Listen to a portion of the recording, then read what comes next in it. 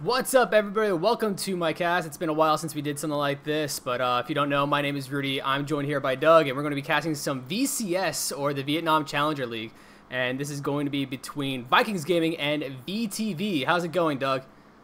It's going pretty good. Thank you. Thank you. Yeah, I guess it's the Vietnam Championship Series? Oh, it's series. VCS stands oh, it's VCS, for. yeah. So and championship, it's like not challenger. I got one of them correct at least. I got you the got region Vietnam. right. Yes. So I wasn't trying to start a fight. I was just trying to clarify because I just got it open right now. You know. Yeah, it's a good point. I'm learning this too. Speaking of learning, we're also learning the meta at the same time. Everyone is. Yeah, I've watched NA, watched LCK, who's now in their second week, and it's still very hard to determine what's going on now. With no bans on any marksman, which really is just Lucian and Ezreal, really. With I guess you could say Kai'Sa and maybe Jhin as well. But it's like with them not being banned, I feel like we might have standard bot lanes for once. Yeah, the one thing that is always banned, Nocturne. Nocturne's gone. Mm-hmm. I doubt he'll see much play tonight. And we got some other Rakan, still a pretty strong support, strong initiation, good with some of the weirder stuff bot lane. You know, started picking fights on a frequent basis. And Fiddlesticks, man, that guy is obnoxious. He presses E, it bounces 26 times through you and the minions. You're silenced. And of course, when you try to jump on him, he just presses Q and walks away. I am done with that champion. I don't blame you. And that 26 times, that is exactly how many times it actually is. Exactly. And then the world's best mid laner, Aurelia. Yeah, be the fun. It's a weird meta right now, man. Exactly. As a better jungle, Aurelia is the mid laner. It's Vlad's like the top AD carry, place. Quote unquote, yeah, like it's bot lane champion. I think we can no longer say AD carry. It's now marksman's and I mean, Riot has wanted to call the position bot for a while. Like yeah, it's called bottom in like champ select on the server. But what is going bot lane is Lucian. We can call this a marksman. Well, I'm pretty sure this is bot. He can still potentially go mid or even top, but he is one of the bigger, stronger actual marksmen in the AD carry position with the proper crit. AD carry is not really picked at all because they're just perceived as weak in general. And then we do have Taric Master Yi locked in for game one here. You know this. Everyone should know this ridiculous shenanigans by now. This is almost certainly a mid lane Taric with a jungle Master Yi. And they will just share all of the farm, putting it all onto Master Yi. He'll get hyper farmed, and the idea is that he'll pretty much solo carry the game. Yeah, and now there are ways to play against this, and we'll try to talk about this as we go on, but it's a pretty popular strategy right now. Yeah, I would say another strategy that it did leave open as well that I'm kind of surprised they didn't go for was the Karthus mid lane and the new jungle. That basically it's the opposite. Instead of the mid lane feeding everything to the jungle, it's now the jungle feeding everything into the mid lane. And this is why you are seeing these champions, these Karthus mid laners getting 300 farm in 19 minutes, which we have a new record on that because of, was it Reckless or got it? Or no, it was Perks. I thought it was Perks. It was Perks. Yeah, Perks set the new record for earliest 300 CS. Which I believe was also beaten the same day in an earlier game. Yes, I have missed that one then. Yeah, oh, you mean it was beat and then Perks rebeat it to set the current standard? Yeah, it was beat for like, it was at 2050 and now it's at like 19 something. It was like, it didn't even last. Like that 300 CS mark lasted so long, and then that was a huge standard. And then it's like, well, what if I just farmed literally everything? I'm sure I could beat this. But we are going to have another marksman actually in the bot lane, so it's going to be the two marksmen, as you called this at the start. There are basically two actual marksmen being played bot lane right now, Lucian and Ezreal, and we get both of them in this game, which does mean that it's likely not going to be that bot lane, quote-unquote, Lulu. It still could be a support Lulu, by all means, but it's not that AD carry position Lulu. We'll see where Yasuo goes. Could be either top or mid. We're getting some bans. Graves and Soraka. Graves, definitely one of the stronger junglers still available at the moment. Just a strong early game skirmisher. Almost takes no damage in the jungle, which means he can just kind of walk around and invade you free will. Skarner's a bit different. But you know what? When you have a Master Yi, point and click lockdown is not something I would blame you for removing. Yeah, that's definitely a good point. I'm really interested to see what VTV does because we're assuming at this point they have the jungler and then top or mid lane left. That Yasuo is kind of a really good flex pick for them.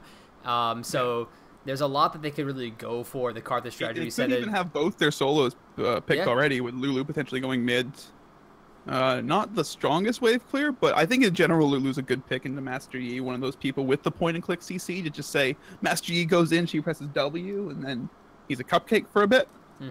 Now, one of the things that's funny is I'm pretty sure that even if he ults before getting cupcaked, he's still at a full speed cupcake, which is one of the funniest things to see. That's a good point. I want to. I really hope so. Faster cupcake. I want to see it. I'm wondering if that actually qualifies as a slow, or because like it's not technically supposed to slow. It's just one of those things where visually they had to put a slow in because like a normal speed cupcake would still be ridiculously fast and would look absolutely stupid. So they kind of attached the slow onto it as well. That was never really supposed to be there in the first place.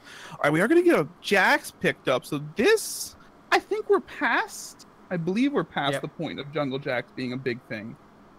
So this is almost certainly a top lane Jax, I would guess. Someone who can do okay against Master Yi as well, and that would absolutely be a jungle. There's no such thing as lane Lee Sin, so yeah, we've got that locked in now. It's going to be support Lulu, mid lane Yasuo, top Jax, with my favorite jungler, Lee Sin, picked up. Actually, my second favorite jungler. My first favorite jungler is still Lulu, but that's besides the point. We're getting a Mundo in the top lane, so I like this. Add some scaling to it. I'd like to see something that helps get them through the early game a bit more. That's not I do like this though. Necessarily what I meant. Yeah, it's a lot of protecting the Master Yi. They're going full on the Master Yi comp. They're having the Taric, they're having the Zillion to buff them up. And one thing I do like about that Lee Sin pickup is Knight showing that even though Levi is no longer in the VCS, his big playmaker Lee Sin is still going to be sticking around. So we'll just see if Knight is able to do the same thing that Levi used to be able to do on that champion. This is really the way. I'm really liking to see what the Knights are doing though. They're getting the BO U-pin flip. Yeah, you put your high mechanically intensive, mid laner who's used to carrying. You put him on the actual carry. You don't stick Faker or your Faker on your Taric or the bench. I don't want to restart that. Ooh, that's okay. I can't even touch that. But I do like what FTV is doing, picking the Lee Sin. It's really I think the best established way to counter this farm sharing system is you just get up in their face, you get up in their jungle, you don't make it easy for them just to walk around the map farming everything. You try to fight them at the scuttles, you try to fight them in their own camps, you counter jungle them, you start denying them some of that farm, and then you make plays on the side lanes as well. They have a Jax in the top who can set up ganks real well. Q with jumping in with Q, stunning with the E, really simple. I forgot their bot lane. Lucian, Lulu, still pretty good. Zillion, a little bit less setup, but they both have plenty of damage from their respective positions that can be used to burst someone like an Ezreal down. So they have the tools, particularly in Lee Sin, to work against this Viking strategy, and hopefully they can execute it for their sakes. Yeah, I'm loving the shot here. As we see the stadium right here for the VCS, and it was that infinite not a bad little studio amount on there. But yeah, the studio actually looks really good. I'm really impressed with VCS, and here's some production value coming out from the VCS League as we're going to go into our first game between VTV and Vikings. I believe this is a best of 3. I believe it is. Okay, I see zeros. Mural actually on the map? Yeah, it is. It's a top lane, I believe. I don't think I've ever looked at that before. It was cool. Well, it was added in when one of the champions was being introduced. I want to say Aurelian's Soul. It was kind of a way to lore to it. Or it was a teaser for one of these champions. I don't remember exactly which one. But Taric actually is going to get cute here. So nothing too much. A little bit of a scare there. Bio's going to just walk away. But I'm really liking this strategy from Vikings is that they didn't do what most teams are doing right now, where they will just stick to whatever their laners are. They stayed there. That's one thing I really liked with what Huni is doing with Echo Fox is he's just going wherever he wants, really. He's played bot lane in one game. He's played jungle in another. And this is one way to try to shut down the Master Yi is going to be a dive onto his red buff. But this they're going to start with the invade right away. This is going to be a 3v2 fight in favor of Vikings, though. And Victory's going to show up as well. So this is going to be a pure fight. And they're actually going to go in. The red buff is going to go over to VTV. And the fight's going to start. And this is going heavily in favor for the blue side because they do have that level 2 already on Knight. And he gets first blood. Very good job there. And that is one way to shut down the Master Yi. Yeah, just like that. I mean, you have Master Yi, who's not super strong in the early game against Lee Sin, probably one of the strongest early level junglers. And you have a Taric. He's a support. He'll take a bit to scale up. You saw he got a good stun, but that's really all he can provide. And then it was just Knight was able to push Yupin off the buff enough. He was able to smite it, and then once he gets level 2, it's game over. Getting in there, getting the first blood onto Yupin, and putting this funnel game behind. They're both at 0 CS right now. Starting off real well.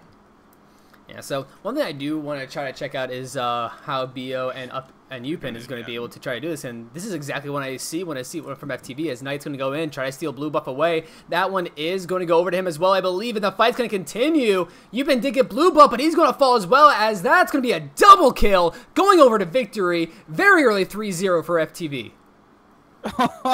And they just go right back in. This one, I don't know. I think you have to be ready for that. If you're B1 and CBL, you have to anticipate this. Or maybe if you're BO and Yupin, you don't even go to blue buff right away. You maybe stop by at your wolves first, because you just have to know that they're going to be looking to do this the whole game. Now Knight's in there. He's going to be taking away the wolves. I think Gromp got stolen as well in the meantime. They are already getting denied heavily. Victory's level 3, Knight's level 3, BO is level 1, Yupin is level 2. They're finally going to shove mid lane here, probably get a level onto one of those two guys. Maybe. Not even. Yeah, BO's going to stay at level 1 here for a while, and if you're looking at the jungle, bot side was entirely taken there by Knight, and Victory did shove that wave into the tower, so there was a lot of missed CS there for Yupin and BO, and this is pretty devastating for Vikings. They really needed this to start going, because if everything's being pushed onto this Master Yi, Ezreal's not going to really be able to hyper carry this game, and you have a very, very tanky top laner. Henny's there just going to be a big front line, and then you have 2 supportive characters here, so they really have nothing else besides this Master Yi. And I don't really feel like the recovery methods for the strategy are too fantastic. You have to think Knight's just going to be repeating over and over again. I mean, you can't just leave BO in the mid lane versus Victory. That is going to be a level 2 Taric. It's a level 4 Yasuo. Look, they can't even walk up and push the wave anymore. They have to give him so much respect because they've fallen that far behind already. He's 2-0-1, doubling BO's gold, almost doubling Yupin's gold. They are going to need to pull something crazy out of their hats, I feel, to recover this already 5 minutes into the game. Yeah, 5 minutes into the game, 2K gold lead over the side of FTV, and this is not what you see from this comp. You don't see these 2 people just sitting in lane getting shoved in. They're usually roaming around getting jungle camps, and then they just pick up the wave that Taric's usually able to just sit on and allowed to just build up, and then Master Yi just comes in and takes it very quickly. So the fact that they have to stay together this much and just stay in the lane is devastating, and they're not even able to get onto Victory, who just throws a wind wall out for fun. Exactly. It's supposed to be when Taric and Master Yi walk into that mid lane, the enemy mid laner walks all the way back to the tower and just says, okay, this is yours. I can't contest that. But yeah, Victory's right up under their tower just saying, I don't care. I don't need to respect you. I have more CS than the 2 of you combined. And I'm almost as much gold. And that denies, and that denies this jungle farming time. You can see Knights in the top side right now, clearing that out again. Yupin had to walk all the way over to Gromp after shoving that mid lane, and now he's going to lose CS at tower because he had to go all the way over to Gromp.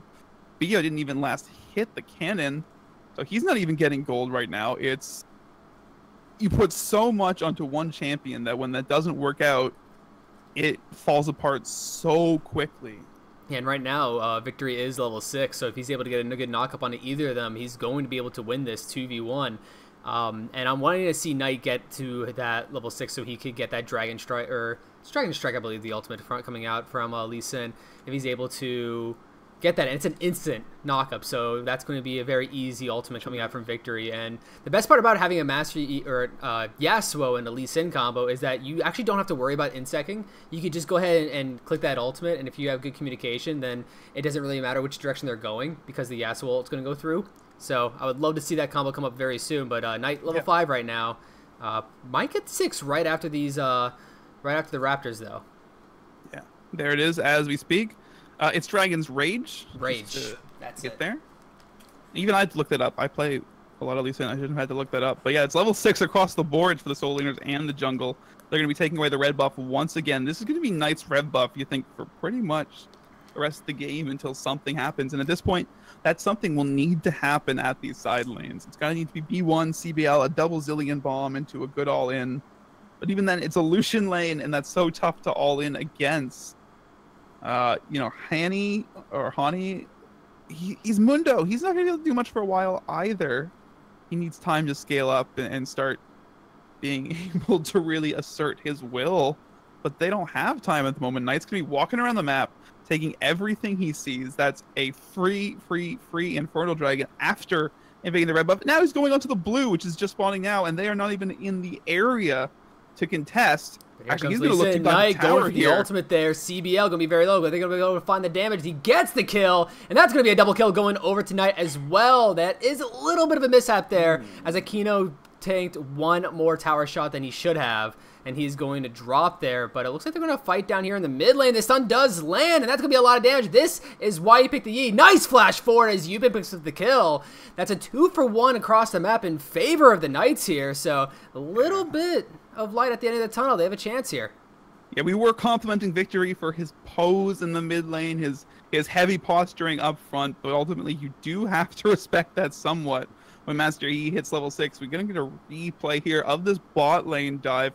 Well executed here. You see Knight, he originally hits the Q, and then he holds it for so long after this kick, because that bomb coming out from CBL could immediately stun him. He realizes he gets low enough that when he gets that Q in, he'll kill him, and then yeah, we see Aquino uses the heal from Manus, I believe, and it's still not enough. So a little unfortunate misplay, but you're going to take that, getting a 2-for-1 under tower. Admittedly, it's the teleport meta for Marksman, so he loses a bit less dying under tower when B1 is able to immediately teleport back.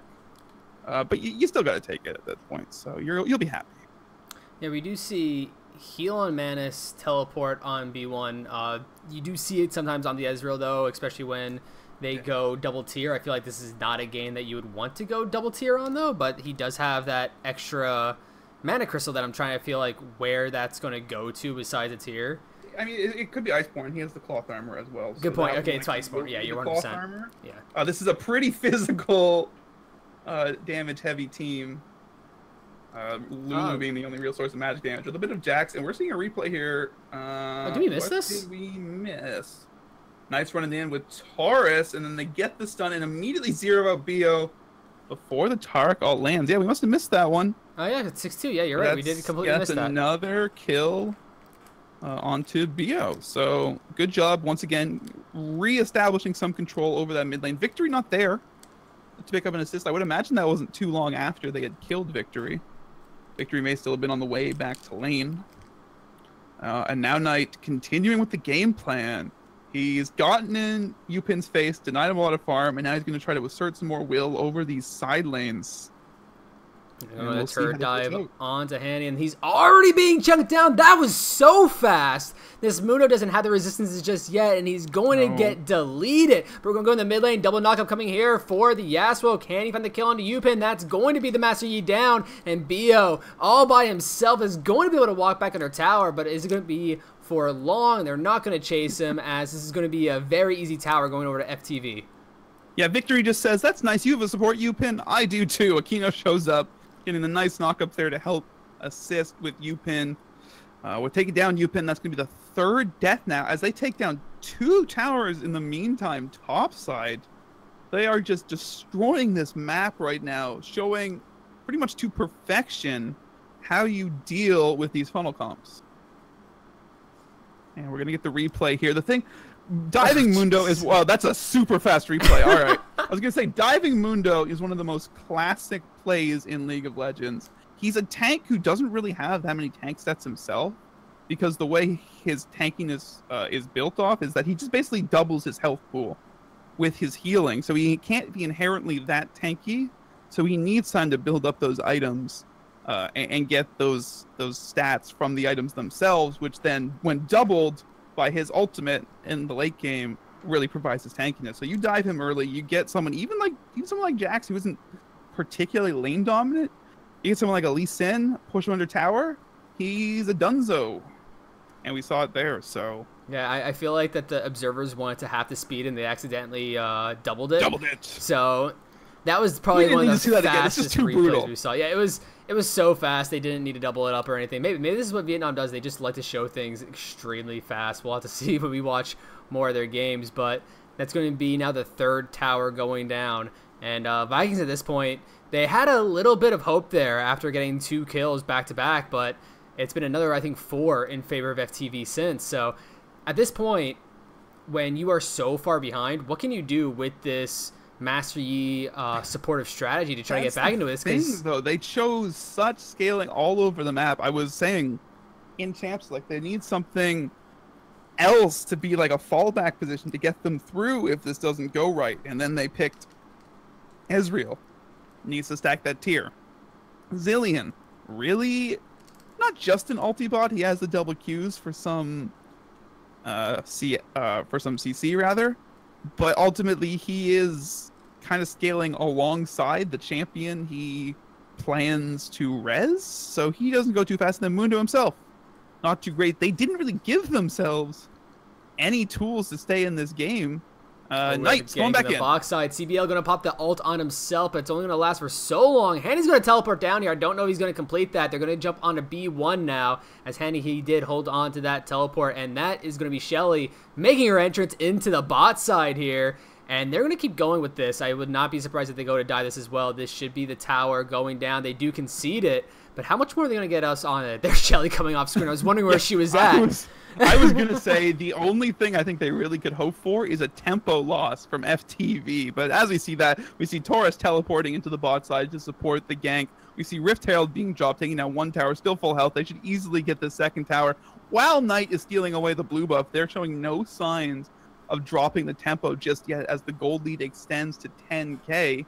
And again, Vikings did not give themselves tools to really recover in this situation. So I would not anticipate this to go for much longer. Yeah, so at this point, it just seems like it is FTV's games to lose. As long as they keep up the tempo, as long as they keep up the pressure and not allow this Master Yi any farm. He is sitting on 1 item, the completed jungle item, and not even completed boots just yet. And it seems like he's going ninja tabby, so he has to go defensively in that regard as well. So that is making sure that FTV is just going to just roll over Vikings at this point, and that's the one thing that is a downside for this Master Yi comp. If you do fall behind early, as we saw, they fell behind in the first minute and a half. It's very, very hard to recover.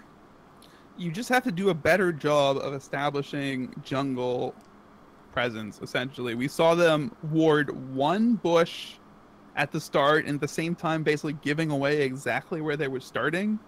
And then when Knight and Victory walked straight up the lane, they didn't really have a response. Now, you've been in a little bit of trouble. I think this is mostly just harass, being a nuisance.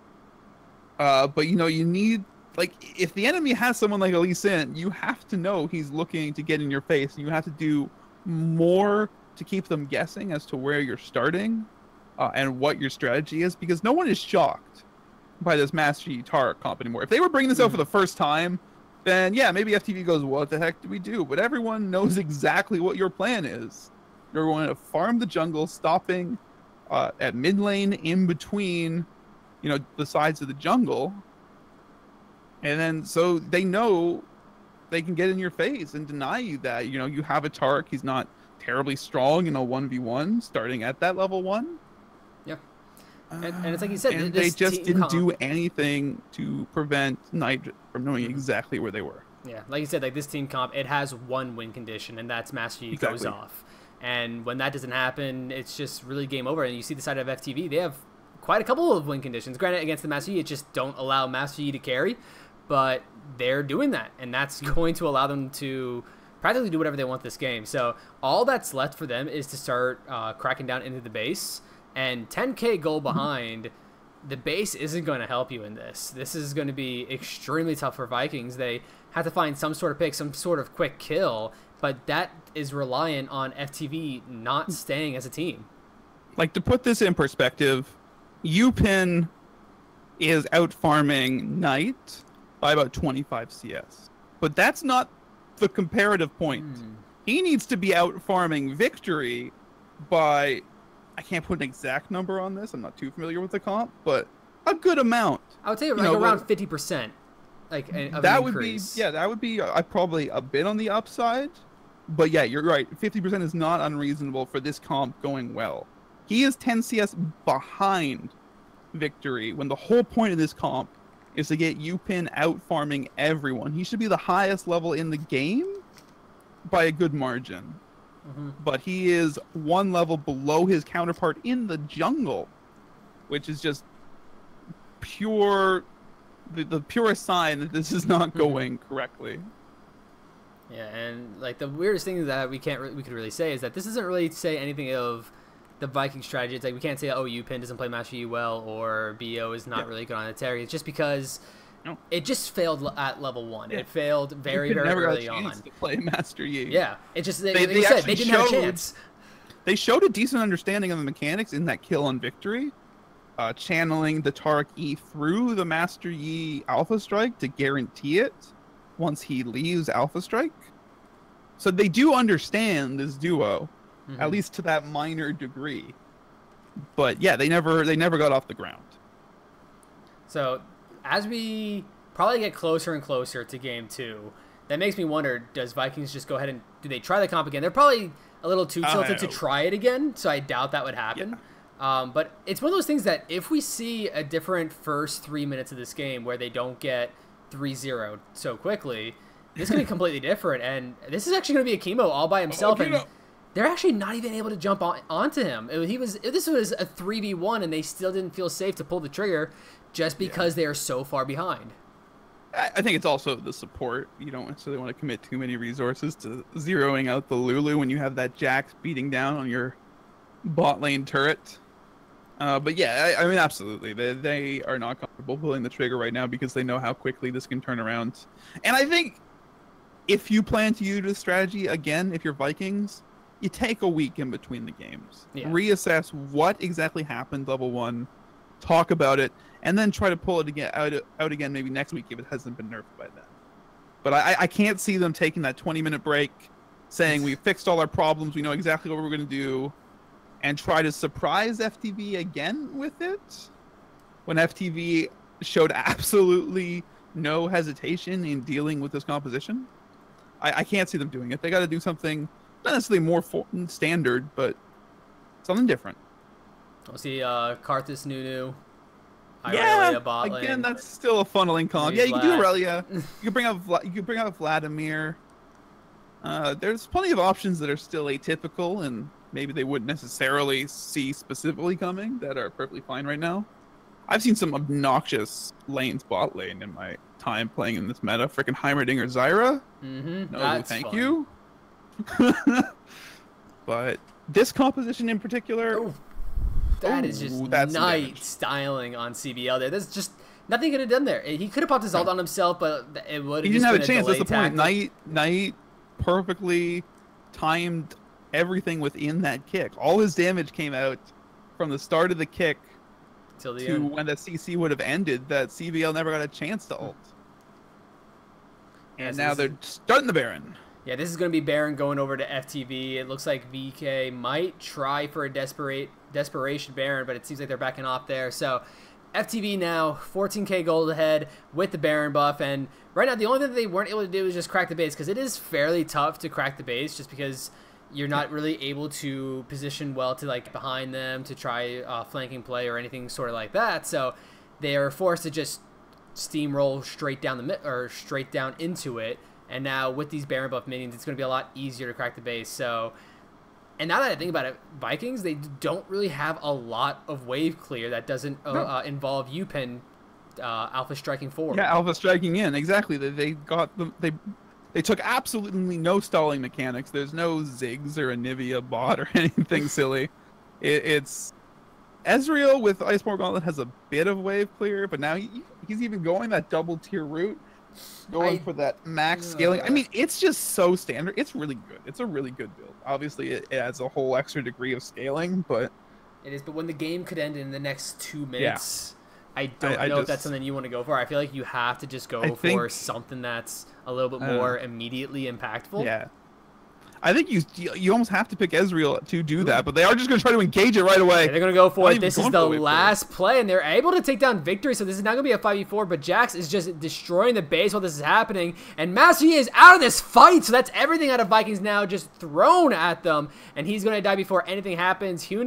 Hani is going to be able to come back alive, but that's going to be a very quick kill coming over to Knight. But can he keep his his support alive? That is a pretty massive shield. And while this is going on, Taurus is just in the base now, trying to end the game. He's going to try to 1v4 at this point. He's able to get the kill on a CBL. That's a support already gone. He's going to get himself a double kill. Can he kill B1 as well?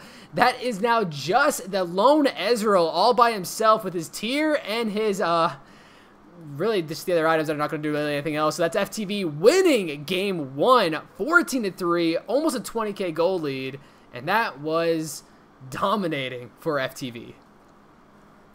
Yeah, absolutely. That was, I almost clicked the continue. That was awkward, but no, yeah, that was as clear as day. Just I laid a little bit of the framework for how to deal with these compositions, which I think have been discovered a little bit, you know, or outed a little bit in terms of how to deal with them. For like the first week, it was like, oh my god, this is so weird. What do we do? And it's like, oh, we just punched the Master Yi in the face at level 1, and he doesn't get back up. And that's exactly what happened there. And I do think Vikings shot themselves in the foot a bit again with their choice of side lanes.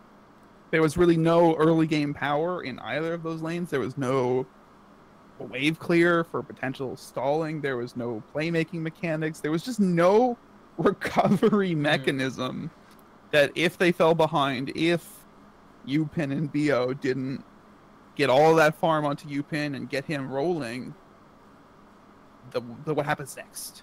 Exactly. What happened next was they completely collapsed. They, you know, to their credit, they tried to make plays. They recognized that they needed to do something, but they didn't have the tools to actually accomplish anything. Exactly.